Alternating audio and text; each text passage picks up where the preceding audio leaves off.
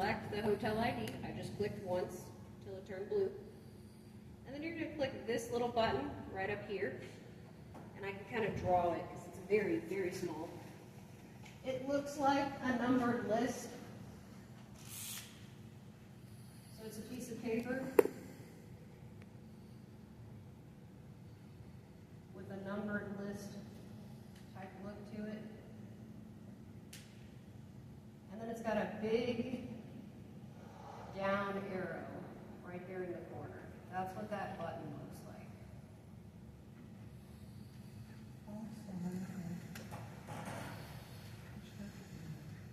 Where is that button? It is in the top left of Talon, Right below the research. Oh, right there. right below Okay. research, Under research. right there. So first step is to select the hotel ID. Second step is to click that button.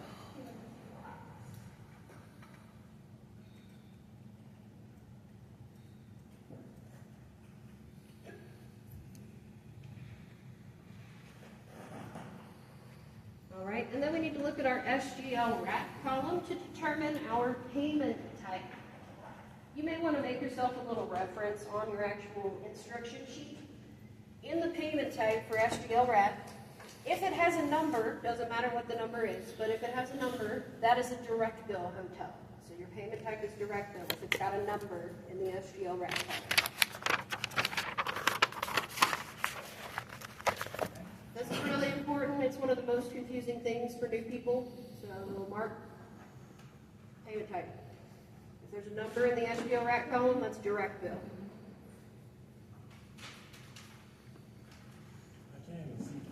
I know it's really small. So that goes where?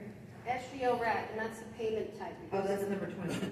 Yep. the All you need to PYOT. remember is if there's a number, it's direct bill. Yep. If So there's it's a number. Number, it's direct bill. It doesn't matter what the number is, but if there's a number in there, it is direct bill.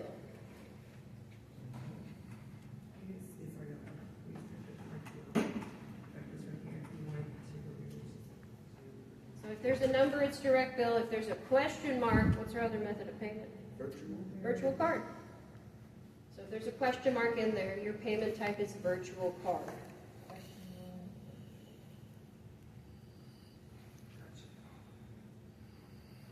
And that's what we enter. Under payment. All right. So this hotel has a number under SGL wrap. What payment type is that? Direct. Okay, direct bill. All right, so I set it in the PYMT drop down. That's what you set your payment type as. And then we need our reason code. That's step 28. Select the reason code according to app. Step 28, select the reason code according to app. Where does that go? And that goes right here. It's right underneath the requester email, right there. Reason. Select the reason code. So for this one, we also need to look back at our hotel information again. How do I pull the hotel info back up? You go up to the box. I'm going to click this button, but first I got to select All my right, hotel ID, and select then that. click the button. And there it be. And I'm looking at my app column. My app column's right here. It's really small, I know. If your app column has a yes, that is an approved hotel. You're going to set your reason code as approved. If your app column has a no, that is an unapproved hotel, so that's what you'll set your reason code as. This hotel is unapproved. It's got a no. Doesn't mean we can't book it, that just means we have to record that it's unapproved. Okay, so I'm going to set my reason code as decline/unapproved. And then it gives me an extra box here. And this is still step 28. Part of step 28, if the hotel you selected is unapproved, it's going to ask for extra information. That's all this pop-up is. It's asking you why you chose an unapproved hotel. Most of the time, it's just going to be unapproved customer requested, because they just wanted it, and that's why we did it, because of customer service. So you're just going to put a short little note, something like client requested hotel. They just wanted it, and that's why we picked it. If there's another situation that caused you to have to select an unapproved property, you can pick the situation that best matches. Plenty Plenty other options on the list.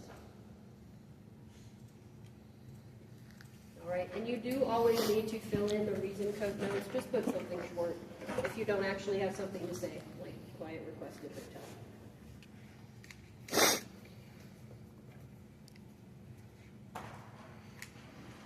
All right. So I got my reason code filled in. That was right there. Step 29. 29 is to open the service type drop down. So 29, open the service type drop down. The service type drop down. Open the service type drop down and select reservation.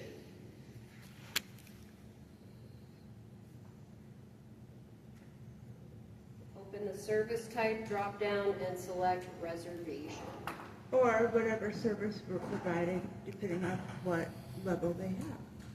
Yeah. Yep. In this case, we're building a new reservation, so we're picking reservation. That's what we did. All right, step 30 is to click in this little blank box down here in the confirmation info. This is the M&T box. It says M&T right there. So you just have to click in there, and the system will automatically fill in these fields for you. This is how you get credit for your work. So don't skip this step. Make sure you do step 30. Click in the M&T box. If you had to make white notes at a previous point on the res, this section will already be filled in for you, so you're good. As long as these 4 boxes are filled in, you can move forward. All right, so that's step 30. Step 31 is to verify res status is P. Verify res status is P, and the status is up top here in the middle. If you have filled in everything correctly on your res, the P status should automatically populate up here. So just status, right? For Yep, just status. Verify res status is P.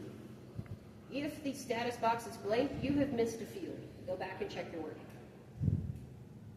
But the status should be P. All right, and step 32 is something I can't show you yet. It's something you have to do in our phone system.